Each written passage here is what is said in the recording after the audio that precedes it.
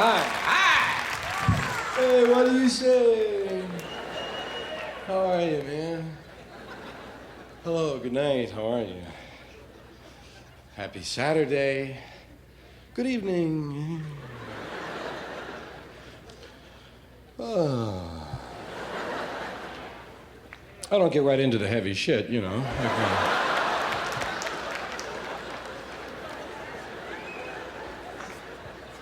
Gotta goof around a little bit first, you know. Get used to being here. First I was back there, now I'm here. Everybody's looking.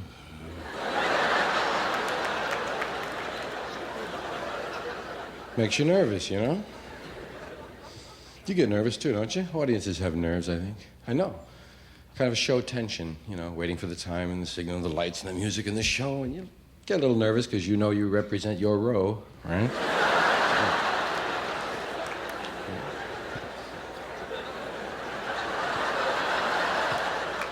Don't want to be laughing at the wrong stuff, you know. Sit with your foot in a dopey position. But I kind of goof around first, you know. Come on, look at that, found a staple. See? Nobody goes right to work. It's true. Really, you might get there on time, but screw the company. Those first 20 minutes belong to you, right?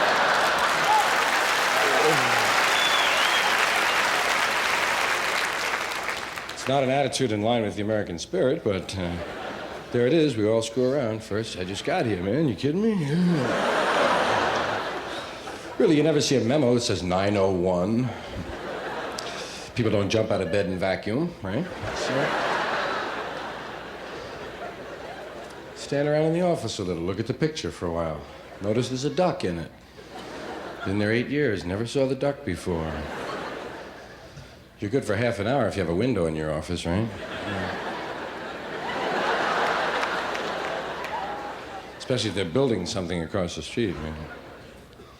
Some guy will come in and do 90 minutes on struts. You need some beams and struts here. You need some 3/8-inch beams. You want to get AC power in here. You knock a false hole in the steel and you run conduit. You run conduit straight down there. Get some beams and struts and you got at a perfect angle in the corner. Anyway, this is my job. Welcome to my job, man. It's my job. Everybody doesn't have an audience on their job. Might be nice if they did, though. Have 3 people sitting on the other side of your desk? Yes, hey, he's okay. Originally, this job was called Foole. Always want to put it down under occupation on a form, you know? Occupation, Foole. I think I'd spell it with the final E just to piss him off, you know? I understand your son's a fool, Mrs. Carlin. America's fastest rising young fool. Well, in the old days, they were using the real thing. Folks who normally spend a lot of time in closets. And, well, there were jesters and there were buffoons. There were various kinds, but there were just plain old... They were entertaining. I guess it happened by accident one night. The dancers were late or something, you know. Throw the fool out there. Hey, he's good. God damn. Get him up. People always want to know how you get this job, how you get started. It's largely hereditary. And like everything else, environmental too. Being funny on the streets. That's a part of the start, knowing you're funny when you're a kid. Street humor as opposed to school. In school it was easy. Being a class clown was really easy because people aren't allowed to laugh in school. It was nice because the other person got in trouble. The guy who laughed was the one that really got all the heat. Because he couldn't control himself and he'd burst out. You whip a quick face on Roger and look around like you're interested in the problem on the blackboard, and Roger's in trouble, you know? Hey, Roger!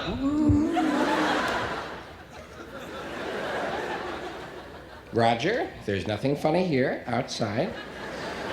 You could clear the room if you were good, man.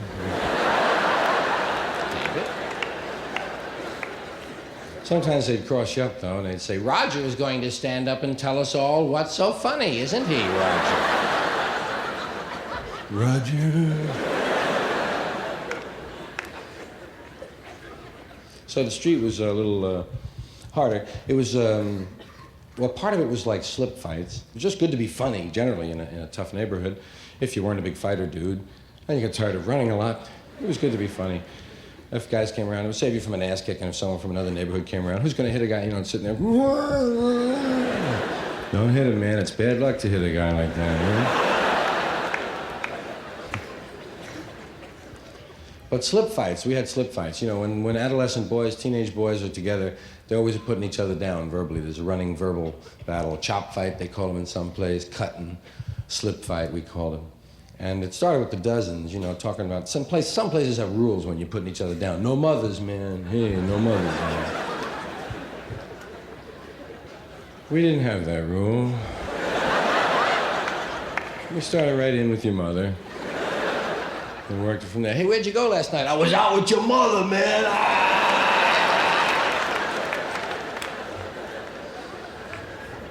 There was always one guy whose mother had died, remember? And, what do you mean, my mother's dead, man?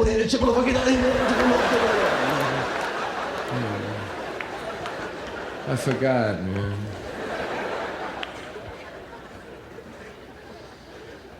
That originated in black street culture as the Dozens, or capping on somebody, signifying the Dozens, playing the Dozens. Do you want to play the Dozens? Well, the Dozens is a game, but the way I fuck your mother is a goddamn shame. I grew up in a neighborhood right next to right next to Harlem. Well, we had an interesting neighborhood. It was a little Irish neighborhood with Columbia University all on one side, like, including everything connected with Columbia, like Juilliard School of Music was there, and the Union Theological Seminary, Jewish Theological Seminary, Riverside Church, St. Luke's Hospital, St. John the Divine Cathedral, all of that stuff on one side, and on the other side, Harlem. And we call our little neighborhood White Harlem, because it sounded bad, you know? Where you from? White Harlem. Hey. Sound tough, sound down. The real name was Morningside Heights. Sounds so faggy. To us, anyway, faggy had nothing to do with sex. A fag was just a sissy. Fag was a guy that wouldn't stay out late or go stealing or hitching on trucks or something, right? Ah, he's a fag, he's gotta go home. Go home, you fag, it's 10 o'clock, the big fag's going home. Queer, we knew what a queer was. Queer was a queer, right? Queer was the word you learned after homo. He's a homo. He's a homo, hey, he's a homo. Hey. Then queer. In fact, the difference between a fag and a queer, a fag was a guy that wouldn't go downtown with you, beating up queers, right? That's part of that Irish street macho of the era. We were still into gang fighting then and all that. But talking about being black, like I've been black since I was 14, I think, on and off, kind of, sometimes darker than others, depending on who I was hanging out with. But, well, I like to remind, you know, white folks that we're all Nixon's niggers now. You have to remember that, man. We're all the same. No matter what your color is, Jack. But it was very natural to become kind of interested in black street culture because it's attractive. It's free, oddly enough. You know, the least free people are the freest to be free in their culture and their dealings. You get more eye contact from a black person in the street. They're easier with their body, man. They're more open with their songs, with their troubles. You know, there's a freedom, there's a liberation in it, which we saw. And Dick and I noticed, like, if you take 5 white guys, and I mean Anglo, Irish, English kind of my white guys, not some exotic Middle European white guy, but this really white guy, Jim, you know? Like phosphorescent Irish skin, man. You see us glowing at the beach, right? Burning peeled, man. I never try to get a tan, I just try to neutralize the blue, you know? If I can keep even with flesh tone, I'm happy, man. It's just too hard. You gotta go out 7 minutes the first day, 9 minutes the second day, 11 minutes the third day. Then it's cloudy for 3 days, you stay home on Sunday, you fall asleep drunk at the beach 7 hours, burning peeled for a week and a half, you know? So you get 5 white guys like this, my kind of guys from my neighborhood, you know, all these guys here, 5 white guys, and put them with 5 black guys and let them hang around together for about a month. And at the end of the month, you'll notice that the white guys are walking and talking and standing like the black guys do. You'll never see the black guys saying, "Oh, golly, we won the big game today. Yes, sir. Big, cool." But you'll see guys with red hair and freckles named Duffy say, "What's happening? Nothing to it, you got it, man. Right, nice, that's cool. Till you later, baby. Shit, I don't know. It's happening."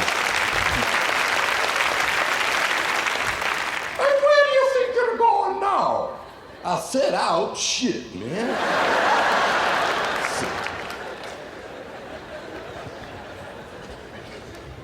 Because the voices that I heard, you know, the Irish voices were like that. These were the guys I grew up with. Third generation, Eastern, Urban, Irish, Catholic. Right? You see a working class accent, but you're on the rise. Starting to vote Republican, moved to Queens, right? Starting to, beginning to be in managerial. Those cats. The older guys were like this. This here was your further back, your first generation, or whatever the second. These guys, Archie Bunker, I don't know your numbers. Archie Bunker, Ralph Cramden, a lot of guys down in the series, your West Side Barfly. This guy was in your big war. I was in your World War II, my friend. This was one we was in, we wanted to win, and we won. This wasn't no police action, no draw. This here was your war, we wanted to win it, and we won it. Give me another one over there, Charlie. Back me up, give her one down there, have one for yourself and one for the guy that just came in. Where'd this pick go? I didn't see this pick. So these guys here was the kind of voices that I grew up with. You know, "Hey, father, can we have a basketball?" With really a lot of ball, right? We were attracted to the black music as well, man, because it was, you know, I don't know. It was the groups. It was the beginning of the hallway groups, what I call them. Because while Perry Como and K-Star and Doris Day and Mitch Miller and Guy Mitchell and the Mills Brothers and Victor Mullin and Tony Martin and Frankie Lane and Ned Cole were singing in one realm, we had the Diamonds and the Drifters and the Vocaliers and the Five Willows and the Flamingos and the Spaniels and the Orioles and the Crows and the Clovers and the Sapphires and the Five Keys, and it went from there. But this was the original part before they really ripped off the black music, when it was still wee.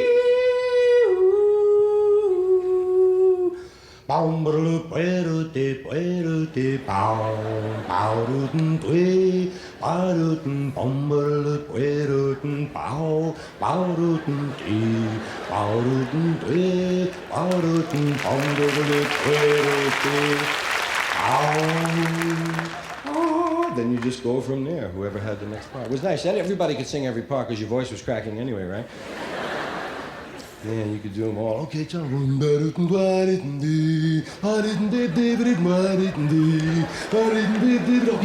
come on. Oh, shit, man. You're supposed to come in there, man. You go down the alphabet singing girls' names in a row, you know, just to have subject matter for something. Arlene, my dear, I love you with my heart. Beatrice, my love, do it home. Clara, I'm a clown for you. Deirdre, dee dee, Deirdre, dee. He was tough, man. Edith and Ethel, none of them had good romantic sounds to them. Ethel. I was always waiting till they got down to Yolanda, man. I was gonna be ready. I had Yolanda and Zoe. I could never figure out anything for X. Now we have Ms. Hollander. Yeah. You're using the word black, and of course, black, the use of it is a signal that when a group of people said, we kind of demand to be called this, or would like to be referred to as this, that there's validity in that. You can be called whatever you want to, man, as an individual or a group. Really, you can. Now, your name can be spelled S-M-I-T-H, and you can pronounce it Janowski if you want to, man. What's the name? Janowski. How do you spell it? S-M-I-T-H. Huh? They're all silent. Never mind. It's just the way I pronounce it. You could if you wanted to, man, and get away. Anything you want. So it was cool. Like, black consciousness made a lot of other people, other groups, aware of their consciousness, and they're together. You know, they're, in a way, they're separateness, but they're self-esteem, you know. I think of black consciousness, and then I think of Irish consciousness, and then I think, when they're conscious, they're great, man. Yeah. That's my gang, you know, it's okay to hit your own gang. Yeah. So blacks, like, you used to get a fight if you called someone black, right? Who you calling black, man? Now it's, hey, who you calling Negro, man? Older guys didn't mind. Old guys, because a colored guy, I'm a colored person. Now I feel like I'm a Negro or a colored person or black, whatever you like. Some people went for Afro-American. Afro-American only lasted for about 2 weeks, though, man, you know? little cumbersome, hard-pilled, and black was cool, black is right, black is straight. And there's value in what you call people, like Whitey. I think about white guy, you know. Sounds kind of dull, man. Bland and colorless white guy. Whitey. Any variation on it that you want to get. Haystack. That's one we don't hear a lot. Gray, too. Gray. We're grays, man. Charlie and the Man and O'Fay. Caucasian. I never really liked Caucasian, you know? Sounds like a shoe style. Let me hold the Caucasians in a 9D.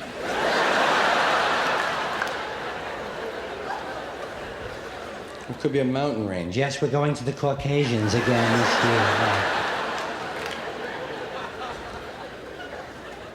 year. Or an order of monks that makes wine somewhere. The Caucasian fathers, very fine wine.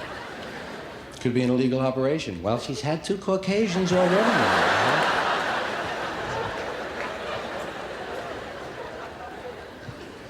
If I was going to be called anything, I think I'd prefer Blue-Eyed Devil. It's got a little romance to it, you know, a little tang. But I never got to do black voices on television. That's what bothered me a little bit. You know, you can do your own group. Myron Cohen can do Jewish guys, and Pat Cooper can do Italians, and blacks can do blacks, and you can do your own group. But crossing over, it's not so good. You know, they don't want to hear it. They're afraid of letters.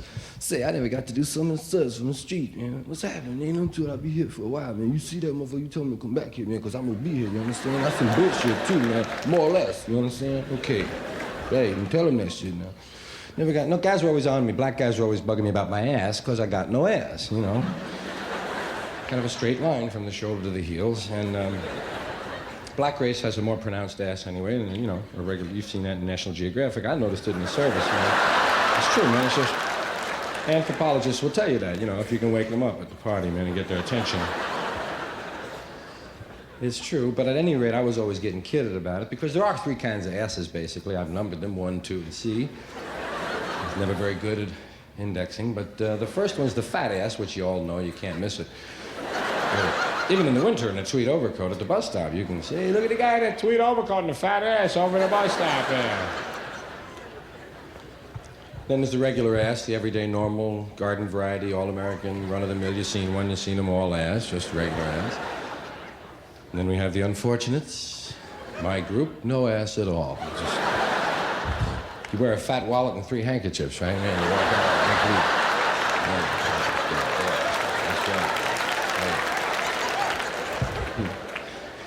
black guys used to be on me, man. Say, man, where your ass at?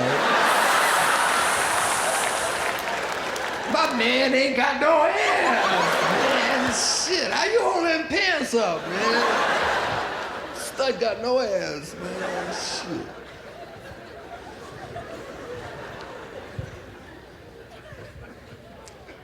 Puerto Rican voices was another thing that attracted my ear, because I was into, you know, listening to sounds and imitating them. I was a mimic. That was part of being class clown, making fun of all the people around you.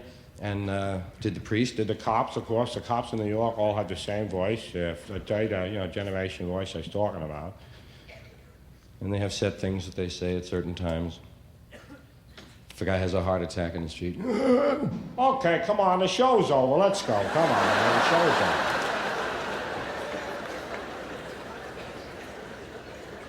Always call you Johnny. Come on, get out the corner here, Johnny. Never Bud or Mac. Come on, Johnny, let's go. Move along. Come on. For Christ's sakes, you're on the corner. Will you just get out the corner? Come on, Johnny. Even your mother. I'm his mother. Never mind, Johnny. Get out the corner here. For Christ's sakes, she's around the corner. Good guys. you never said fa. Good guys. When you get out the corner, good guys. Puerto Rican, on the other hand, they were speaking a different language. Puerto Ricans talk faster than any Spanish subgroup, I think. And it sounded like music to me, you know, it's just so pretty, really, like a flute solo, man, I love it. Even if I didn't know what they meant.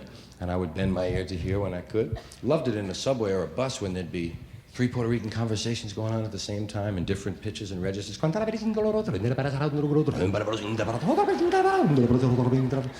think it was the Latin that pulled me. It sounded a little like the Latin, you know, that good old Catholic was in there working. And I was hooked, man.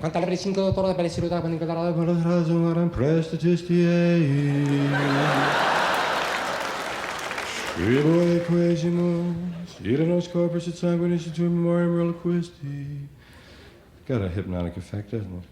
Used to make fun of songs in church. Didn't you make fun of hymns and sacred songs and stuff when you could change the words around? Sleep in Heavenly Peace, I know, went through a lot of changes all over the country. Oh, Come All Ye Faithful was the only song ever to successfully combine sex and religion that I could discover anyway.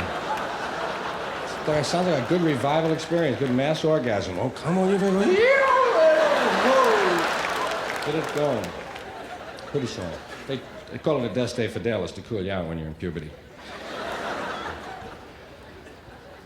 I used to listen to the Yankee games in Puerto Rican just to hear the tongue because, I mean, who cared about the Yankees, really? We were a National League neighborhood. In Puerto Rican, who cared what the game was, right? It sounded so good. And you could follow it because you knew the ball players' names and they'd give those. And if you can count to 3, you can follow baseball, uno, dos, tres. You got it, man. Dos y dos, that's the count, 2 and 2, and you're home free. And you can follow the emotion of the announcer, right?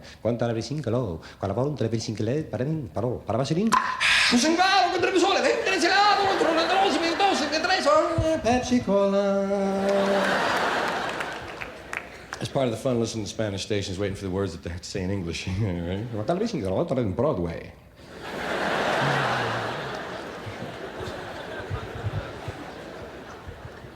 Italian voices I never heard much in my neighborhood till I went to high school downtown. When you go to another neighborhood for high school, and Italian street guys. If these here were the Irish street guys, The Italian street guy was this guy here.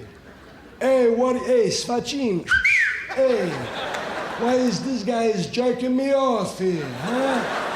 Who is this scumbag? This scumbag is jerking me off. Scumbag. They always made the distinction, too. Scumbag was a guy, douchebag was a girl, and they always made it. All right?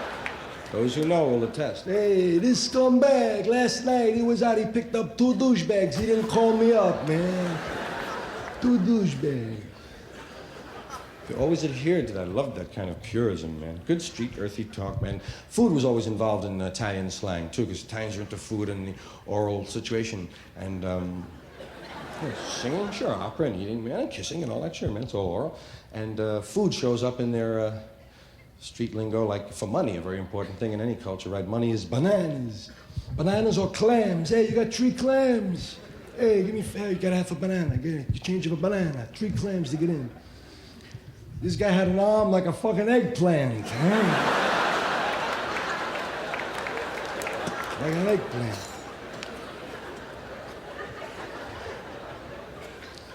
Never heard many Jewish voices. Mostly came in contact with them as merchants. They were candy store owners in our neighborhood. We had 4 candy stores. And usually I heard the Jewish voices from over my shoulder as I was streaking out of the candy store with $20 worth of merchandise in my oversized Ike jacket. You fancy pants gangster! You always promise to put it in the poor box when you grow up. everything I steal, I'm going to put it in the poor box when I grow up. I'm 35 years old, which is great when the world, the whole country at least, seems to be 18 and 50. It's nice. Have a reach on each side. And as a result of that arithmetic, in 1951, I was 14. That's what I want to tell you. When grass swept the neighborhood, we hadn't been into grass before that. We were into gang fighting and wine and beer in the park, man, and punching the shit out of people. And having jackets with your names, man, and you had Debs, your girls were your Debs. What are you? I'm a Tomahawk Deb! Oh.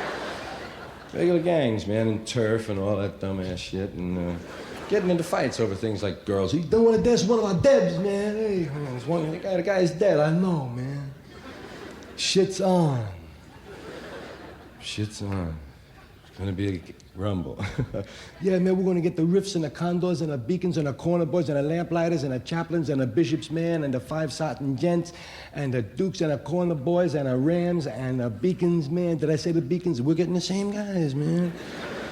Yeah, and then pot came along and gang fighting went away. You know, just in one semester in shop class, guys went from making zip guns to hash pipes, you know? It was just boom, instant. Cats would say, I'll catch you after the fight, right? On the corner, cool.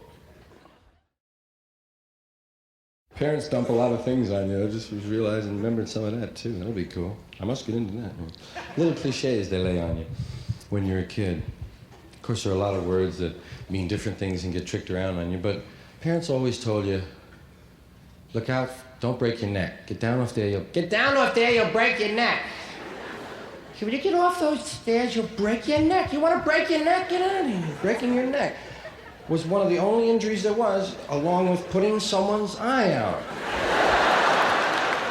Put that stick, you'll put someone's eye out with that. Are you crazy? He's gonna break his neck, fall, and put someone's eye out with that stick.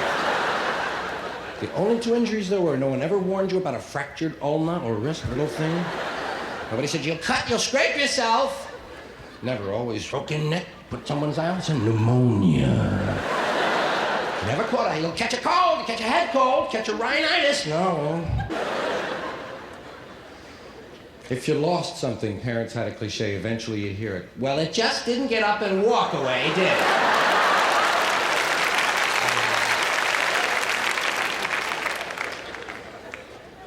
Please, St. Anthony, help me find my keys.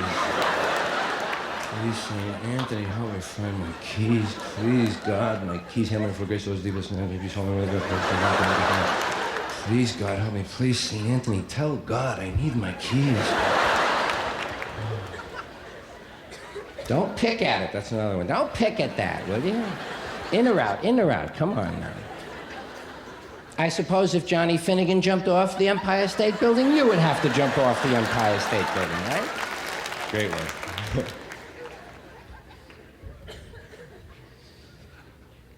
Then words change value too, just ordinary words. Remember, the word trouble doesn't have as much emotion when you grow up. Trouble, he's in trouble, I'm in trouble. Remember, trouble? You're in trouble. I'm in trouble, man. Oh, am I in trouble? When you were in trouble was one of the few times you'd say, please, and really mean it. You don't say please anymore, expecting that it's going to change the results of anything. You just say please. But remember when you used to think it would help? Please.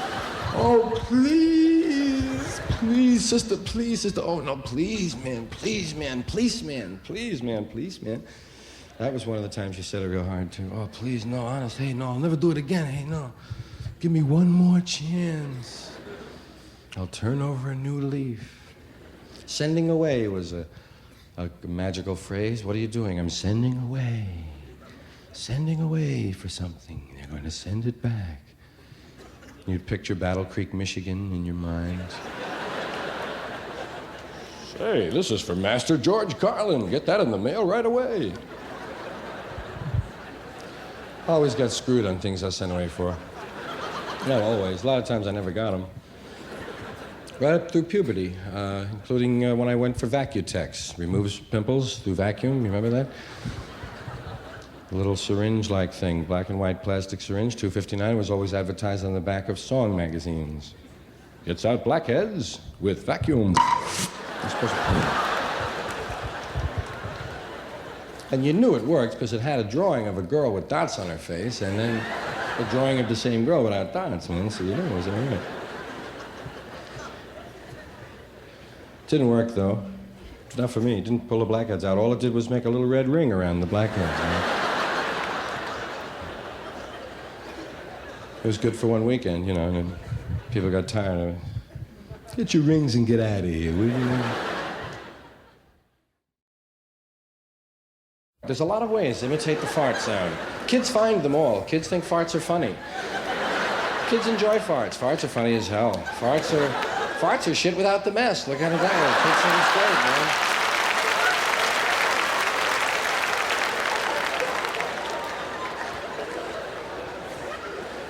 They know they're funny and fun. In the bathtub, they're funny. Oh.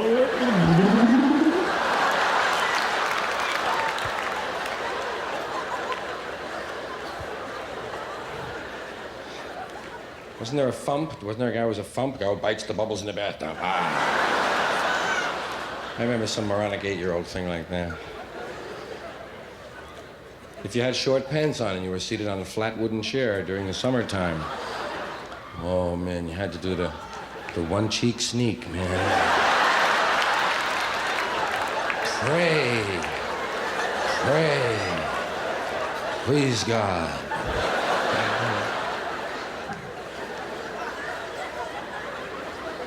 Yeah, kids know they're fun. That's why you call kids fart. Fart's a fun word, too. A fun fart. Hey, farty's a cute little fart. Isn't he a cute little fart? They're always about that big, a fart, because that's about how big a fart is, right? A fart. A kid is always a cute little fart.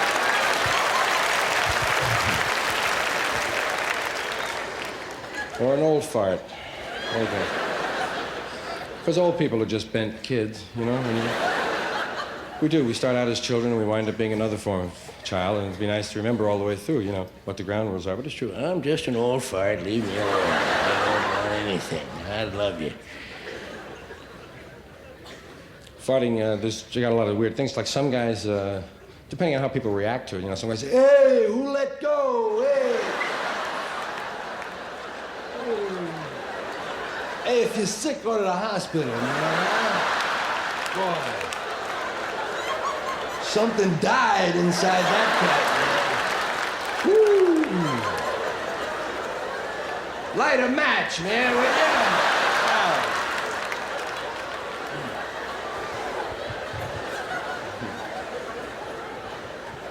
You can say, it wasn't me, man. I always tell you, right? Right? I always tell. No, it wasn't me. Charlie, man. Look at Charlie, man. Your own farts always smell okay, you know, you don't mind that. It's okay. I say, yeah, that's not bad. Yeah. Some other guy did it, you'd be running to Bensonhurst, man. If two guys are on the elevator and one guy farts, everybody knows who did it.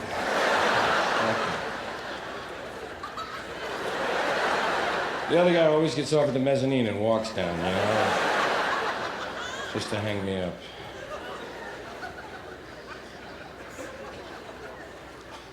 Then there's things you say when a fart is farted. Some guys are not, you know, shy at all. They come right up, hey there, how are you?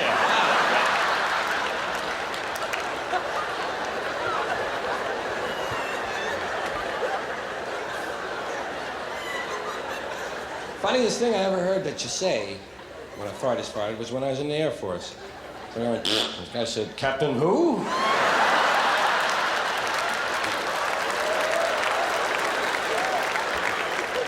Being an enlisted man, I rather like that.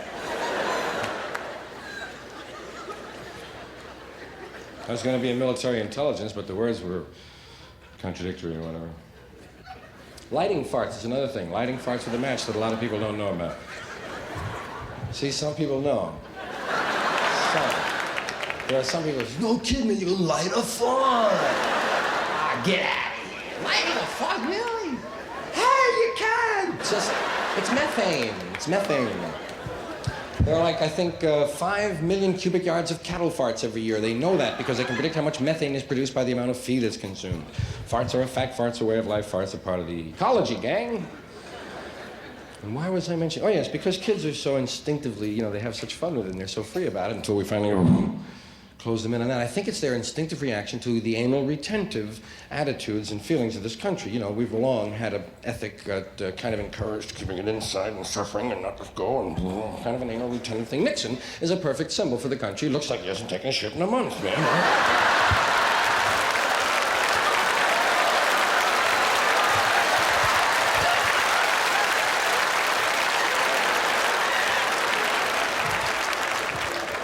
He's just not a regular guy. Every 4 years, he gets the runs. He's running again.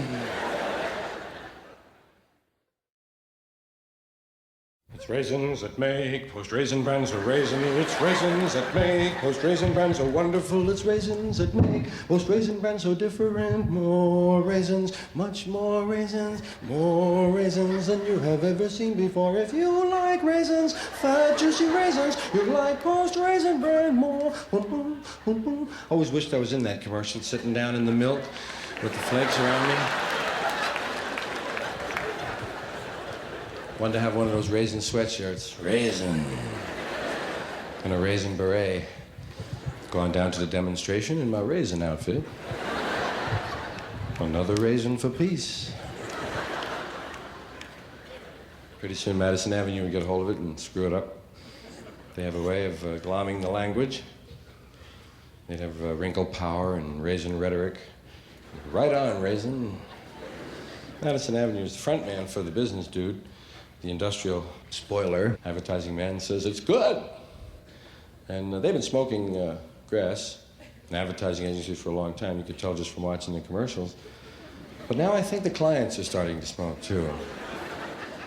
Because they're proving some pretty weird things, man. Like the guy in the toilet is pretty strange. The man in the rowboat. Originally it was a rowboat, and he got a speedboat immediately when he found it.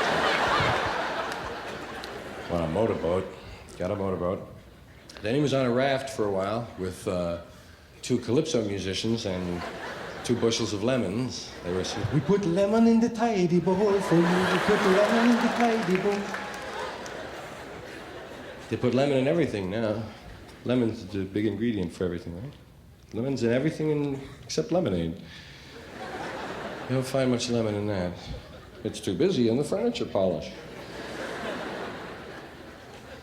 What a great symbol of American business. They're putting lemons in everything now. They're admitting what they're up to, man. Rubadoo, rubadoo, rubadoo. Then I was thinking about the curse words and the swear words, the cuss words, and the words you can't say, you're not supposed to say all the time. Because people are into words. They want to hear your words. Some guys like to record your words and sell them back to you if you can. Listen in on your telephone. Write down what words you say. A guy used to be in Washington, knew that his phone was tapped, used to answer it. "Fuck Hoover." "Yes, go ahead." Okay.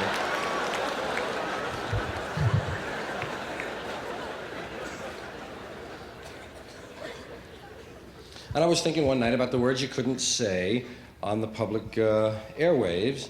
The ones you definitely couldn't say, ever. Because I heard a lady say bitch one night on television. That was cool, like she was talking about, and the bitch is the first one to notice that in the literature. You're right. All right. And bastard you can say, and hell and damn. So I had to figure out which ones you couldn't, and ever. And it came down to 7, but the list is open to amendment, and in fact has been changed by now. A lot of people pointed things out to me, and I noticed some myself. The original 7 words were shit, piss, fuck, cunt, cocksucker, motherfucker, and tits. Those are the ones that'll curve your spine, grow hair on your hands, and maybe even bring us, God help us, peace without honor. What a burden. And now the first thing that we noticed was that the word fuck was really repeated in there because the word motherfucker is a compound word, and it's another form of the word fuck. If you want to be a purist, it can't be on the list of basic words. Also, cocksucker is a compound word, and neither half of that is really dirty. The half sucker, that's merely suggestive. And the word cock is a halfway dirty word, 50% dirty half the time, depending on what you mean by it. Remember when you first heard, like in 6th grade, you used to giggle, "And the cock crowed 3 times. Hey, the cock 3 times, it's in the Bible, cock is in the Bible." And the first time you heard about a cockfight, remember? What? No, it ain't that. It's chickens, you know? Then you have the 4-letter words from the old Anglo-Saxon fame, shit and fuck. The word shit is an interesting kind of word in that the middle class has never really accepted it and approved it. They use it like crazy, but it's not really okay. It's still a rude, dirty, old kind of gushy word. They don't like that. But they say it like a lady now in a middle-class home, you'll hear most of the time she says it as an expletive. You know, it's out of her mouth before she knows. She said, "Oh, shit, oh, shit, oh, shit." If she drops something, "Oh, the shit like the broccoli, shit."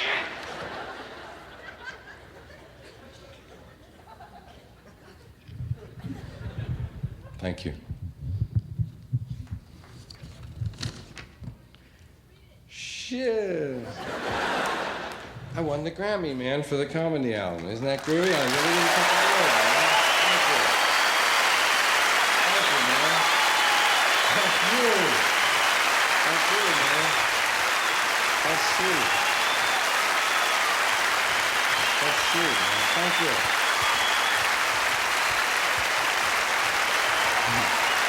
Thank you, man. Hey! Did I get shorter? Thank you, man. Thank you. Thank you very much, man. Thank, for that and for the Grammy, man, because that's based on people liking it, man. Yeah, that's okay, man. I just let that go, man. Got my Grammy, I can let my hair hang down, man. So, now the word shit is okay for the man. At work, you can say it like crazy, mostly figuratively. Get that shit out of here, will you? I don't want to see that shit anymore. I can't cut that shit, buddy. I've had that shit up to here. And I think you're full of shit myself, man. He don't know shit from Shinola, you know that? Always wondered how the Shinola people felt about that phrase, huh? Hi, I'm the new man from Shinola. Hi, how are you? Nice to see you.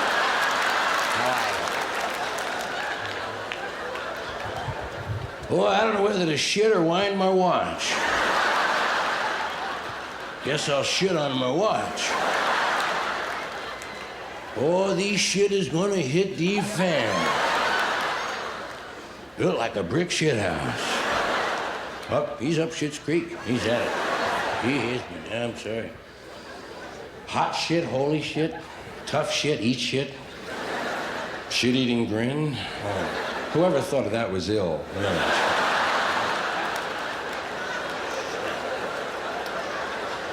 He had a shit-eating grin. He had a what?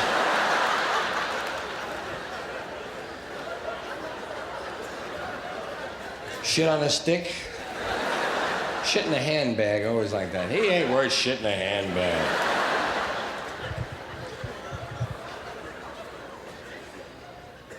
Shitty. He acted real shitty. You know what I mean? I got the money back, but a real shitty attitude. Hey, he had a shit fit. Wow. Shit fit. Whew. Glad I wasn't there.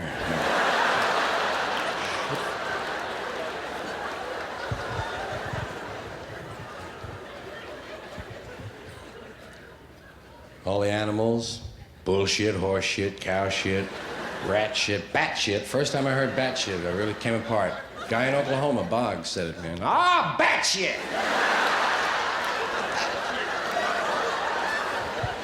Bear reminded me of that last night. I'd gone past some snake shit and slicker and owl shit. Get your shit together. Should I get off the pot? I got a shitload full of them. I got a shit pot full, right? Shit head, shit heel, shit in your heart, shit for brains, shit face. Hey. Always try to think of how that could have originated. The first guy to say that, you know? Somebody got drunk and fell in some shit, you know? Hey, I'm shit face. Shit face today. Anyway, enough of that shit. The big one, the word fuck. That's the one that hangs them up the most. Because in a lot of cases, that's the very act that hangs them up the most. So it's natural that the word would have the same effect. It's a great word, fuck, nice word, easy word, cute word, kind of. Easy word to say, one syllable, short U. Fuck, boom, you know, it's easy. Starts with a nice soft sound, f. Ends with a k, right?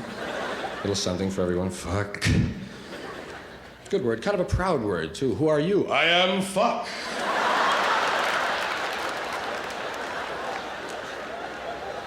Fuck of the mountain. Tune in again next week to Fuck of the Mountain. It's an interesting word, too, because it's got a double kind of a life, personality, dual, you know, whatever the right phrase is. It leads a double life, the word fuck. First of all, it means sometimes, most of the time, fuck. What does it mean? It means to make love, right? We're going to make love, hey? We're going to fuck. Hey, we're going to fuck. We're going to make love. We're going to make love. We're fuck. We'll make love, right? And it also means the beginning of life. It's the act that begins life. So there's the word hanging around with words like love and life. And yet, on the other hand, it's also a word that we really use to hurt each other with, man. It's a heavy. It's one that you save toward the end of the argument, right? So you finally can't make, ah, fuck you, man. That's it. Fuck. I don't want to hear you. Fuck. Stupid fuck. Fuck you and everybody that looks like you, man.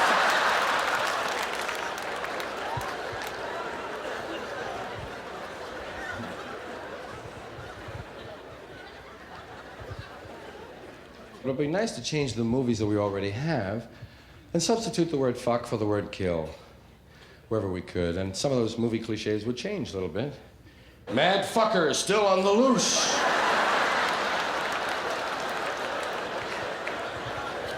Stop me before I fuck again. Fuck the ump, fuck the ump, fuck the ump, fuck the ump, fuck the ump. Easy on the clutch, Bill. You'll fuck that engine again.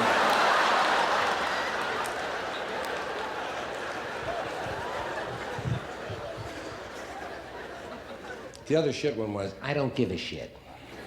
Like it's worth something, you know? I don't give a shit. Hey, well, I don't take no shit, you know what I mean? You know why I don't take no shit? Because I don't give a shit. If I give a shit, I would have to pack shit. But I don't pack no shit because I don't give a shit. You wouldn't shit me, would you? That was a joke when you were a kid with the worm looking out the bird's ass. You wouldn't shit me, would you? It's an 8-year-old joke, but a good one. The additions to the list. I found 3 more words that had to be put on the list of words you could never say on television, and they were fart, turd, and twat. Those 3. Fart, we've talked about, it's harmless, it's like tits, it's a cutie word, no problem. Turd, you can't say, but who wants to, you know? The subject never comes up on the panel, so I don't worry about that one. Now, the word twat is an interesting word. Twat. Hey, right, the twat. Twat is an interesting word because it's the only one I know of, the only slang word applying to a part of the sexual anatomy that doesn't have another meaning to it. Like snatch, box, and pussy all have other meanings, man. Even in a Walt Disney movie, you can say, we're going to snatch that pussy and put him in a box and bring him on the airplane. Yes, indeed, it's true. Everybody loves it. But twat stands alone, man. As it should. And 2-way words. Ass is okay, providing you're riding into town on a religious feast day. You can't say up your ass. You can say stuff it, and there are certain things you can say. It's weird. You just come so close. Before I cut, and I want to thank you for listening to my words, man, fellow space travelers. Thank you, man, for tonight. And thank you also.